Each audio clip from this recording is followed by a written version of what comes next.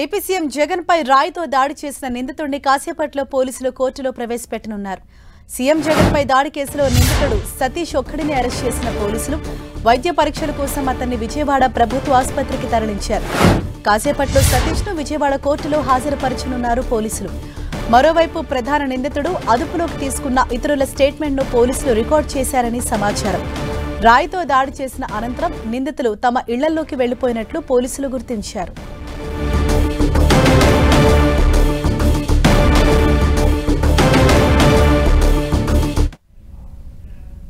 మరింత సమాచారంతో మా ప్రతినిధి తిరుమలరావు మనకు అందుబాటులో ఉన్నారు. తిరుమలరావు, ఏ సమయానికి ఆ నిందితుడిని కోర్టులో ప్రవేశపెట్టబోతున్నారు పోలీసులు? హరీష, ఏదైతే ఉందో సీఎం జగన్మోహన్ రెడ్డి మీద దాడి చేసిన కేసులో ఇప్పటి వరకు నలుగురిని పోలీసులు విచారించారు. నలుగురిని కోర్టుకు హాజరుపరుస్తారు అని చెప్పేసి తెలిసింది. అదేవిధంగా దాంట్లో ఎవరైతే ఉన్నారో ఈ సతీష్ సంబంధించిన వడ్డర కులానికి సంబంధించిన అసోసియేషన్ ప్రెసిడెంట్ దుర్గారావును కూడా అరెస్ట్ చేస్తారని చెప్పేసి అందరూ ఒక ఉత్కంఠ అయితే నెలలు. కానీ తాజాగా ఈ కేసు సంబంధించి ఎవరైతే ఉన్నారో నిందితుడిగా ఆరోపణలు ఎదుర్కొన్న సతీష్ ను ఒక్కడనే కొద్దిసేపటి క్రితమే విజయవాడ ప్రభుత్వ ఆసుపత్రిలో వైద్య పరీక్షలు అయితే పూర్తి చేశారు. మరి కాసేపట్లోనే విజయవాడ కోర్టుగా హాజరుపరుస్తున్నట్టు మనకు సమాచారం ఉంటుంది. ఏదైతే ఉందో సతీష్ ఇప్పుడు వరకు మనం మైనర్ అనుకుంటున్నాము.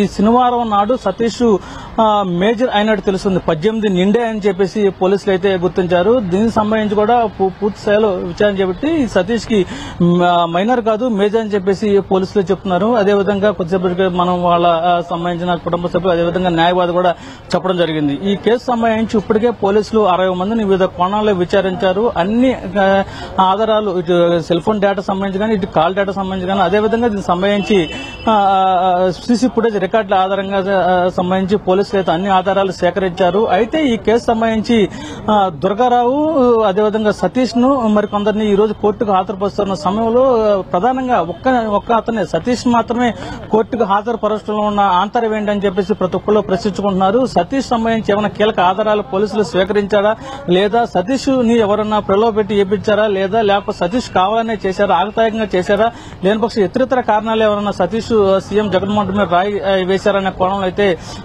పోలీసులు ఇప్పటికే విచారణ జరిగింది. దీనికి సంబంధించి సతీష్ ని కోర్టులో ఈ రోజు మరి కాసేపట్లో ప్రవేశపెట్టిన తర్వాత దీనికి సంబంధించి పూర్తి స్థాయిలో విజయవాడ పోలీస్ కమిషనర్ మీడియా సమావేశం ఏర్పాటు చేసి ఈ రాయి విసరటం వెనకాల గల కారణాలు ఏంటి అనే కోణంలో మీడియా సమావేశం ఏర్పాటు చేస్తారు. లేని పక్షంలో దీనికి సంబంధించి ఓన్లీ మొన్న ప్రెస్ మీట్ పెట్టి 2 లక్షల ఎవరైతే బాధితుని సమాచారం ఇస్తారో వారి కుటుంబ సభ్యులకి 2 లక్షలు సంబంధించి రివార్డు ప్రకటించారు.